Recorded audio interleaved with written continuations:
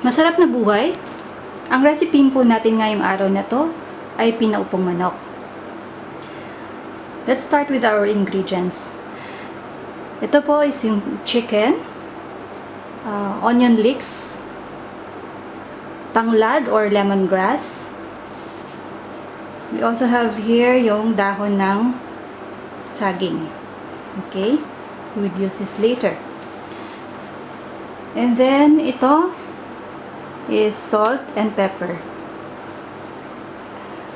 The first thing that we're going to do is to marinate our chicken with salt and pepper. Okay, let's do it.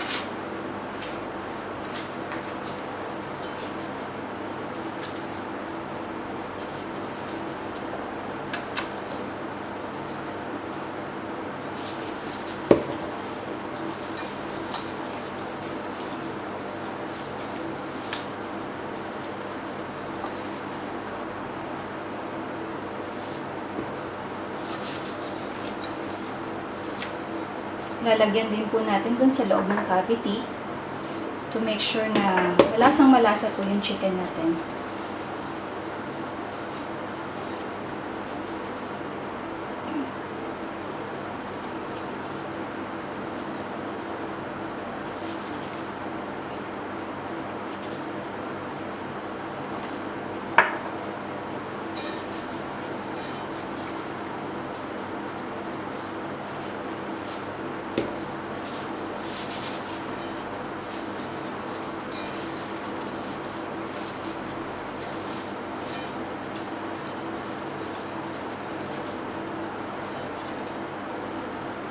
And then, once na napuno na natin siya napahila na natin siya ng salt and pepper, ilalagay na po natin yung ating tanglad. Okay. Yung tanglad, importante po na napitpit na siya, yung ganitong klaseng tanglad, para mas maging malasa siya, para mas lumabas yung juice niya.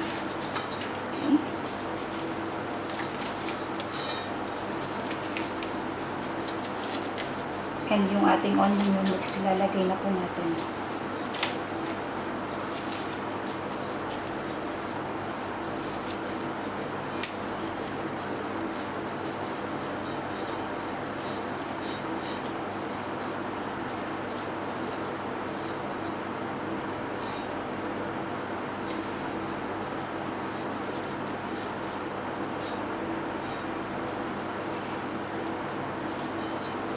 Now we are going to leave it for some like 5 minutes para po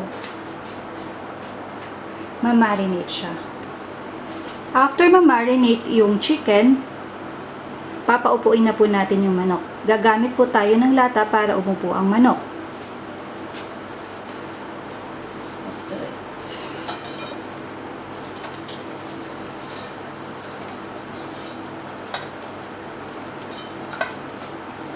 The longer you marinate, the better. Kasi para mas lumasa yung ingredients natin dun sa chicken. Okay?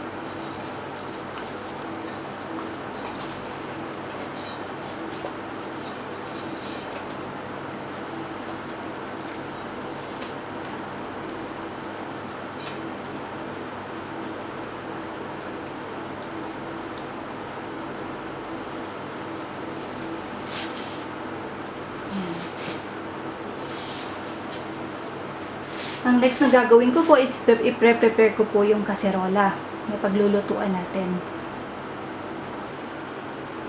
Now, dito po sa kaserola na paglulutuan natin, gagamit po tayo ng salt at yung dahon ng saging.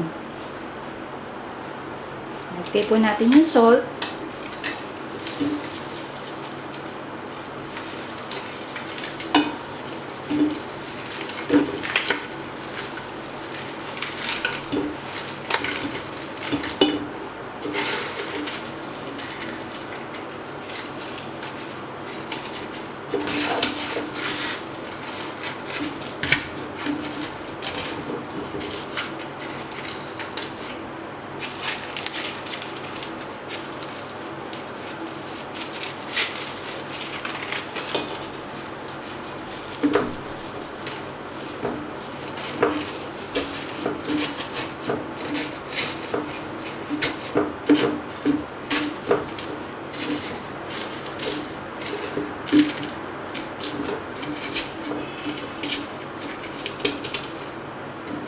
And then, i-cover po natin siya ng dahon ng saging.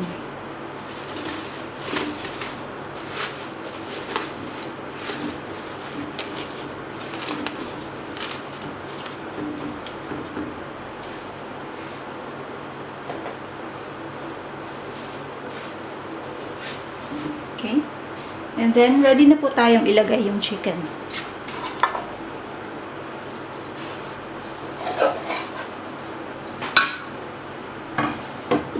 Papaupuin natin ang chicken.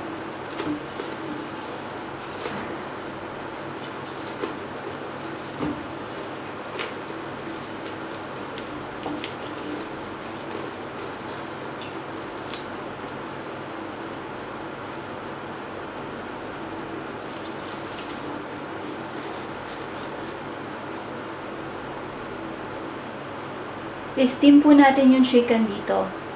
Hindi po tayo maglalagay ng water. The idea is to let yung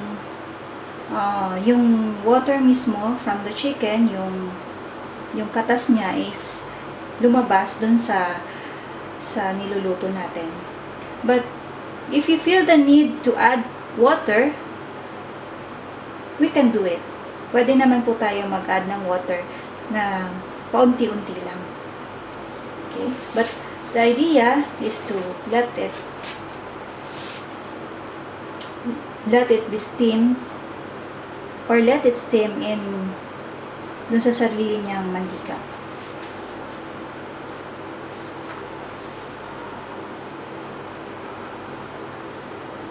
So, i-open ko na po ang ating range. Ayan, i-close ko na po yung kaserola natin. We will wait hanggang sa maluto po yung ating chicken. Now, I think ready na yung ating chicken. Isa-serve ko na ito sa ating plate. Ito na po yung ating pinaupong manok. Thank you for watching!